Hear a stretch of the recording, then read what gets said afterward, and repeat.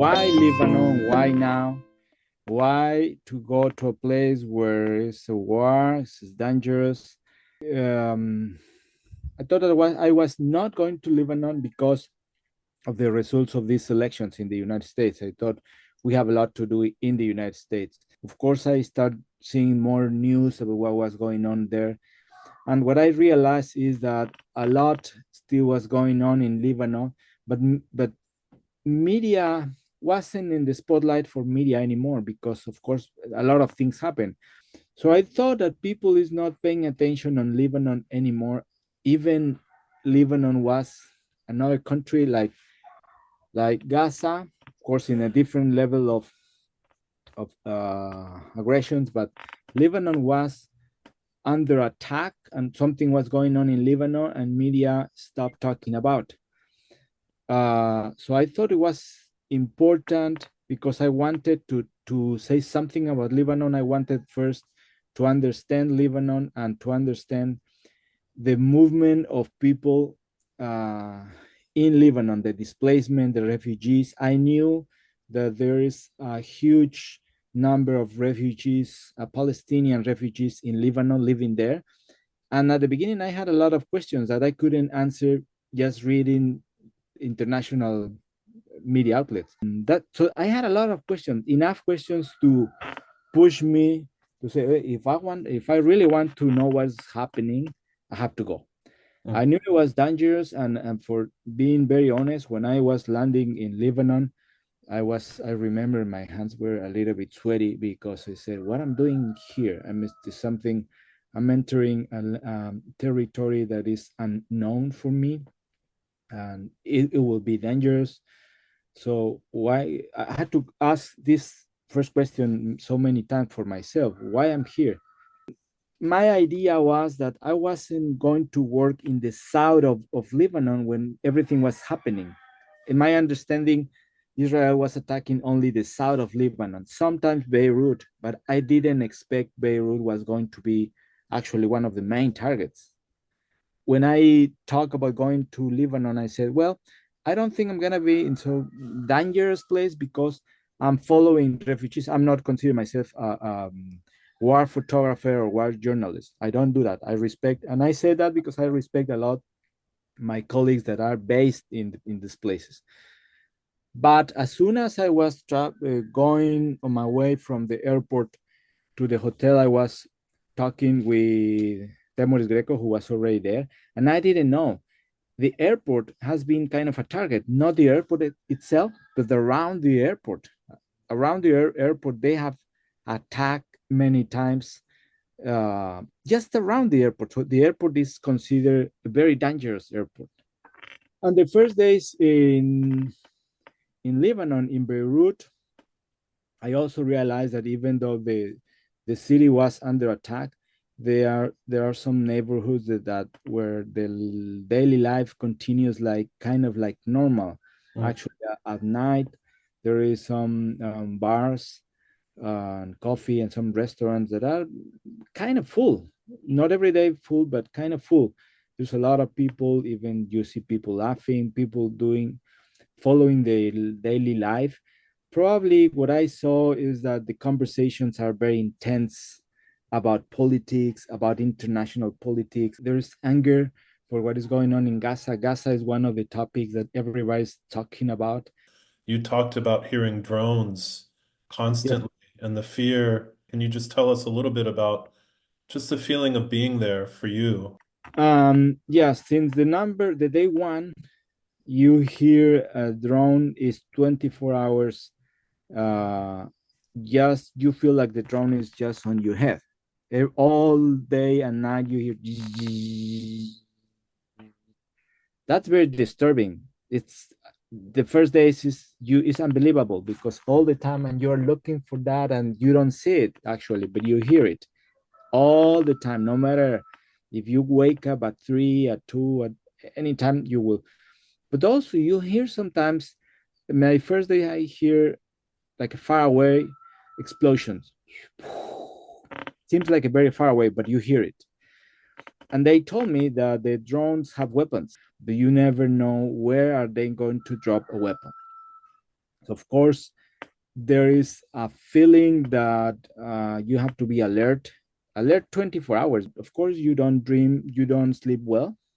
You have to be alert. What's going of the sounds and everything that, or the even the movement when a bomb, when there's a bombing, kind of close, the buildings move like an earthquake, Mm. more than what we feel right now. That I Yeah. did feel it, but the buildings really move it, and you hear it. So there is a, you cannot be, let's say, relaxed at any moment, even when you are with your colleagues, probably laughing and having a good time, a good conversation, a good dinner, but at the same time always alert. Alert. Alert. Yeah. Actually, our colleagues and I myself, always with the cell phone like this. You're in a conversation, and in here people is seeing the cell phone just because you're checking social media for wherever. Over there, I thought that people is paying a lot of attention of what you are saying, very deep conversation, but at the same time people is like all the time like this, so checking where are the attacks, if Mm. it's close, if it's coming, if Yeah. it's, so yeah, it's living under alert for 24 hours. I was staying in Christian neighborhood, and I had also conversation with Christians with in that neighborhood, that they of course did not sympathize with Hezbollah. They are kind of very far from Hezbollah, but in our conversation say no. The responsible of this is not Hezbollah. The responsible for this is Israel and United States for supporting Israel no matter what. What I saw is that actually what is happening now creates some sense of unity. With have to be careful with say this because that could be very fragile, and I was just few days there, Yeah. but I'm just repeating what I hear in so many different environments with so many different people from different ideologies. Everywhere where I stay and talk, I had a lot of conversations. They Yeah. said for the first time in Lebanon, we're seeing different sectas kind of talking together and Mm. agree something. We never agree in anything. Lebanon is a country where we never agree in anything, Yeah. but for the first time, we agree that Israel is committing a genocide in Gaza. And for the first time, we don't believe the, the culpable is Hezbollah. Yeah. So you're saying that the different groups in Lebanon, whether they're Christian, Sunni, Shia, that instead of blaming Hezbollah for the violence and the destruction, they're blaming Israel for what's happening in Gaza and what's happening in Lebanon. Yes, that's Yeah. correct. And I went to different shelters for refugees and displaced people. Nobody said, this is because of Hezbollah. Mm. Everybody said, I don't belong to the different groups. I'm just a civilian. But come on, why the world allow Israel to do this? So many people told us that. Yeah. Why the world allow? What is the international law? What's going on? So I never hear not even one person who's angry with Hezbollah. Mm. Not even one. Being in Lebanon for you really changed your perception of events there. That, Totally, that, totally. yeah. Totally. So that's why being in the ground sometimes for me it's very important, because if I wasn't there, my idea of Lebanon was exactly what I was reading it, and is you're saying, and from experts. But Yeah. I think sometimes experts not necessary are walking and going into the shelters. Maybe that happened before.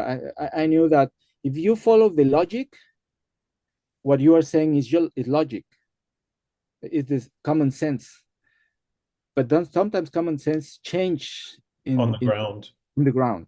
You published a story on Peninsula 360 about an, I believe it's a nonprofit, an organization supporting displaced people in Beirut, I believe, or near Beirut. Just as we end this conversation, can you just tell me a little bit about this organization and why you decided to profile them? Yeah. Before going to Lebanon, I had a conversation in Mexico City with my good friend, my colleague, Temoris Greco, and I asked Temoris, "Hey, what do you want to do in Lebanon?" And he says, "I like to talk about resilience, not because everything we see during the war, it's negative, of course. And people, as you said, is tired. It is very normal to is tired of seeing the same images and something that is really going on. But what else is going on, right?" Mm. I said, "Okay," and I told him I want to focus on displacement because I'm someone who focuses on displacement. And it's very funny because he said we agree. Okay, I'm gonna go with you to do the work of resilience, and you will come with me to do the work on displacement.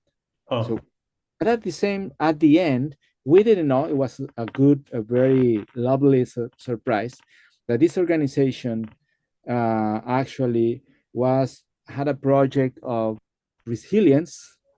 It's a cultural house where they project movies, where they teach art, where they do activities for kids.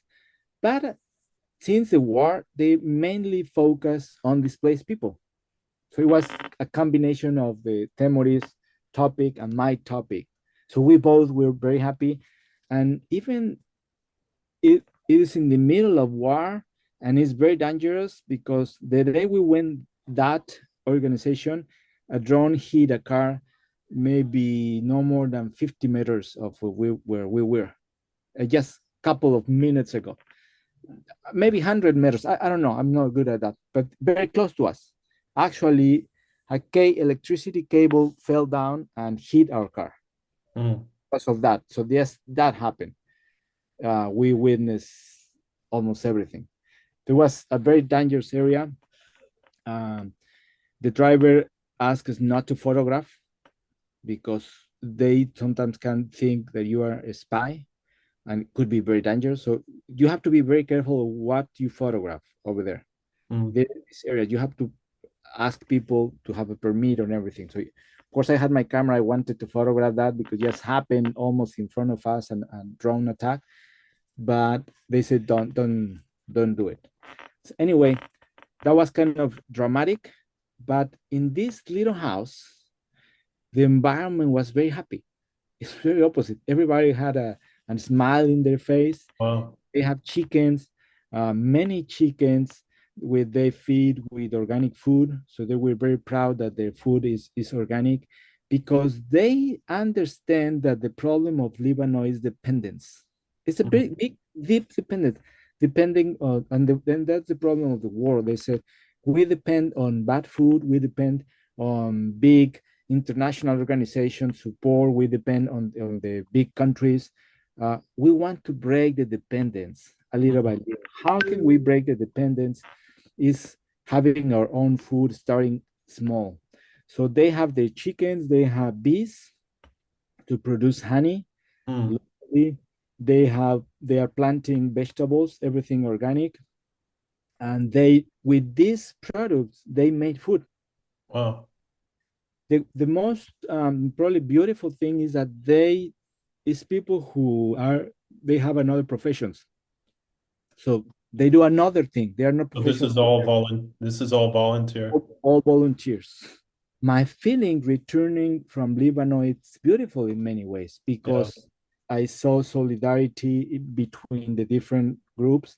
I saw the example of this organization in a place that is very dangerous because that day also we saw some fishermen on our way to this organization. We saw some fishermen, and on our way back, somebody told us that one of the fishermen was killed by a drone. Just a regular, very un pescador humilde Yeah. uh, was Oh, killed by a drone. just an ordinary fisherman. An Yeah. ordinary fisherman was Yeah. killed by a drone. So in the middle of that, I saw a lot of young people, in between young and different ages, with a smile, taking care of the kitchens we love, and that was so remarkable, very very nice for us.